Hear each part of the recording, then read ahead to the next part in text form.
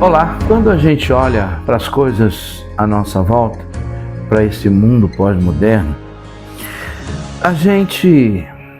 eu creio que nós que professamos e confessamos Jesus Cristo como Senhor e Salvador, que temos essa convicção no nosso espírito, cabe-nos muitas perguntas acerca do rumo da igreja e de alguns líderes. E às vezes eu vou falar de mim, eu fico me perguntando, para onde nós estamos indo? Eu tenho convicção absoluta de para onde eu estou indo. Mas interpretar o tempo, as estações, é algo tão complexo, tão difícil, porque exige que nós, por vezes, quebremos paradigmas, não é? E a gente não gosta de falar que paradigmas têm prazo de validade, mas tem. E eu não estou falando de princípios, porque princípios são irrevogáveis e imutáveis, né? Pelo menos na minha concepção. Mas paradigmas, eles mudam, eles têm prazo de validade, eles vencem a modernidade, a evolução, né? Aquilo que era e servia ontem, hoje não serve mais. Mas a gente não pode achar que princípios são paradigmas, que algo que no ano passado, que no século passado, que na temporada passada tinha um valor, hoje tem outro valor, porque o princípio do tempo passado não é mais o mesmo princípio para esse tempo. Esse tipo de interpretação é perigosa. E como que a gente faz, então, num tempo como hoje, para a gente viver bem? Quando Jesus fala sobre a obra do Espírito Santo, lá em João 16, lá no versículo 13, ele fala algo muito forte, e que eu particularmente procuro aplicar isso na minha vida. Ele diz assim: porém, quando vier o Espírito da verdade, ele os guiará em toda a verdade. Ele não vai falar por si mesmo, mas dirá tudo o que ouvir e anunciará a vocês as coisas que hão ou que estão para acontecer. E ele continua no versículo 14 dizendo: ele me glorificará porque vai receber do que é meu e anunciará isso a vocês. Eu eu tenho certeza que negligenciar o Espírito Santo, e eu não estou falando aqui da terceira pessoa, da Trindade, como alguns chamam, eu estou falando de Deus, na pessoa do Espírito Santo. Negligenciar a verdade que está nele, e é por isso que muitas vezes nós nos perdemos. Porque se nós olharmos e vermos que em cada tempo houve uma ação de uma das pessoas, não é? Da divindade, na pessoa do Deus Pai, Filho e agora na pessoa do Espírito Santo. Eu não estou falando de três pessoas, mas para nós entendermos melhor, quando o Senhor Jesus diz: olha, eu vou porque se eu não for ele não virá, mas eu vou para que ele venha. E ele diz aqui: e quando ele vier, o Espírito da verdade, esse mesmo Espírito que pousou no Emanuel, Deus conosco, o Senhor Jesus, depois de ter sido batizado por João Batista, esse mesmo Espírito que em plenitude encheu o Senhor Jesus e que ele disse: ficai em Jerusalém até que do alto vocês sejam revestidos de poder. Quando começa o ministério de fato do Espírito Santo, há um agir e a gente olha no livro de Atos, e o que eu vejo ali na verdade não é Atos dos Apóstolos, mas na minha concepção é mais Atos do Espírito Santo, não é?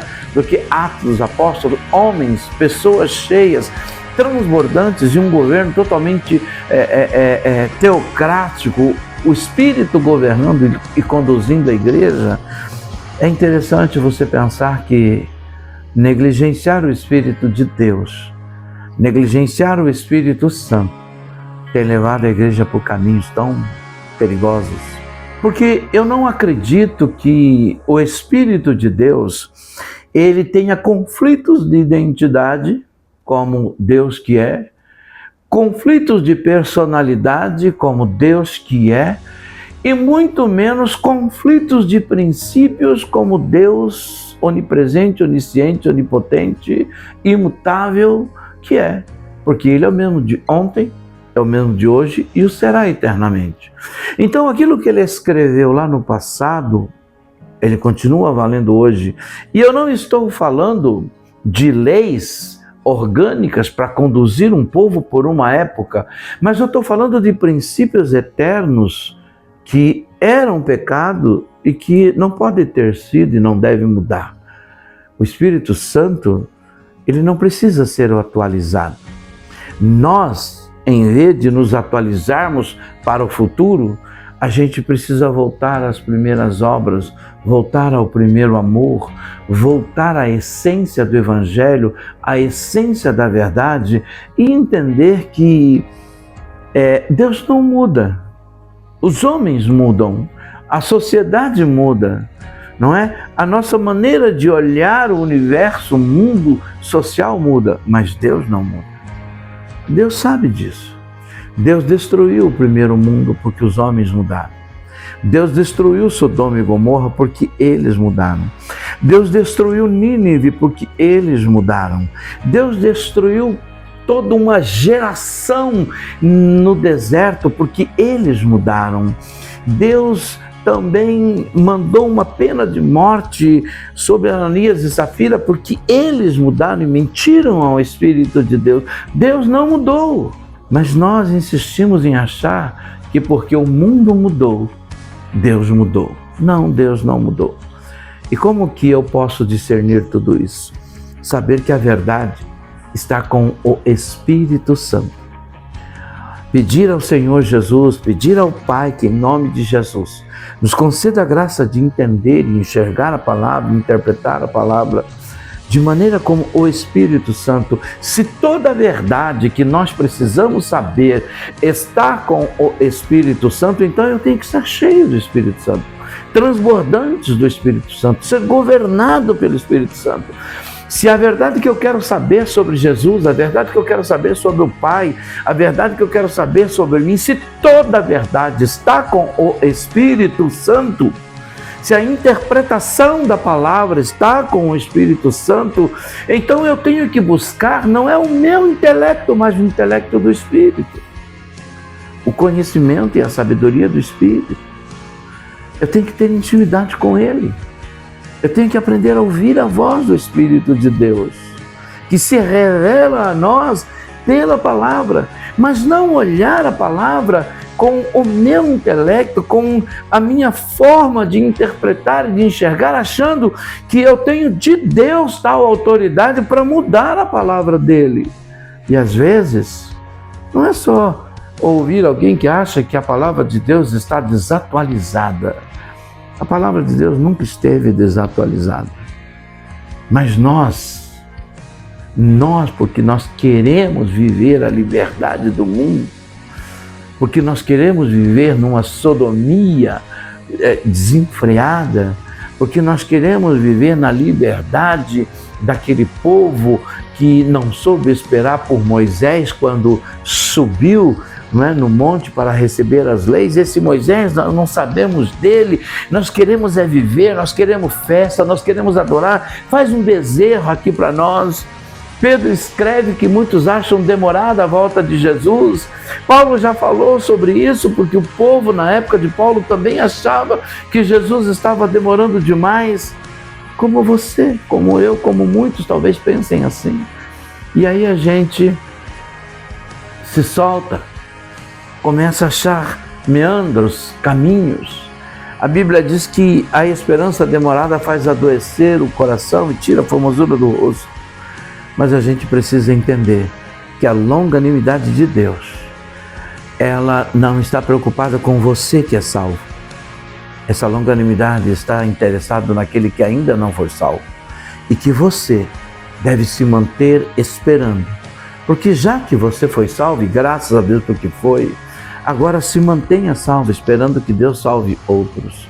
Não tente ajustar Não tente fazer com que, sabe, a palavra de Deus pode ser ajustada à sua, minha, à nossa concepção. Não. Nós não podemos relativizar, porque Deus não relativiza nada. O que é, o que não é, não é.